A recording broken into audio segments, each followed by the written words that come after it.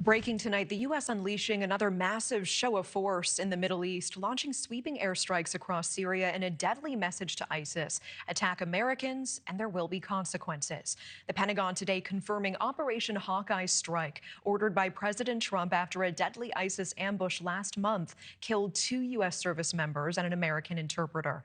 Central Command calling the latest American action a clear effort to degrade ISIS, prevent future attacks, and protect American forces still operating in the region. NewsNation's Libby Dean live at the White House. And Libby, what are we learning on this tonight? Natasha, at 12:30 this afternoon, the U.S. launching that second set of strikes inside Syria against ISIS targets, avenging the deaths of those 2 American soldiers and 1 U.S. interpreter killed in an attack by a lone ISIS gunman. The United States striking ISIS targets inside Syria Saturday. The large-scale strikes, the second in a month, and in direct response to the killing of 2 Iowa National Guard soldiers and their U.S. interpreter in Syria.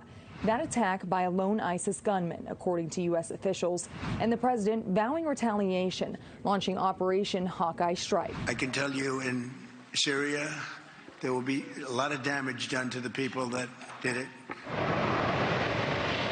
The first set of strikes coming 6 days after the attack on December 19th, the U.S. launching nearly 70 strikes in central Syria. The Syrian government cooperated in the first strike after an agreement reached late last year when the new Syrian president visited the White House. The statements today did not note if anyone was killed in those strikes, and we've yet to hear those details from the Pentagon or United States Central Command or the White House. But we do know about 1,000 U.S. troops, they remain stationed in Syria as we await that reaction and statement from the president tonight, Natasha. And Libby, I know you're also tracking the growing unrest in Iran tonight. Things are undoubtedly escalating between protesters and government forces. What are you hearing from the White House on this? Well, Natasha, President Trump has made it very clear that he fully supports those protesters in Iran who have really taken to the streets for over a week now. And I asked the president yesterday in the East Room here at the White House, what would happen in Iran if they continue to kill those protesters on the ground? How long do you think the Ayatollah will be in power after what we've seen play out on the ground there? When is the U.S. going to get involved now that reports of protesters being killed on the ground? So Iran's in big trouble. It looks to me that the people are taking over certain cities that nobody thought were really possible just a few weeks ago. We're watching the situation very carefully. I've made the statement very strongly that if they start killing people like they have in the past, we will get involved. We'll be hitting them very hard where it hurts.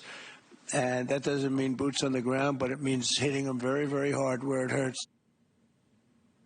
A new reaction as the unrest continues. President Trump posting just this morning that Iran is, quote, looking at freedom perhaps like never before. The U.S. stands ready to help. Now, President Trump has issued several warnings to Iran about reports of it potentially rebuilding its nuclear weapons following the strike on those 3 nuclear sites, all of that playing out back late in the summer of last year. But these protests do continue in Iran, and they center on the country's failing economy and, of course, that anger at the current regime there. And these protests are expected to continue as we await President Trump's potential action there, as you heard in that soundbite, Natasha. All right, NewsNation's Libby Dean live at the White House with that tonight. Thank you. Thank you for watching. Subscribe below and download our NewsNation app right now on your phone, and you will get fact-based, unbiased news for all Americans.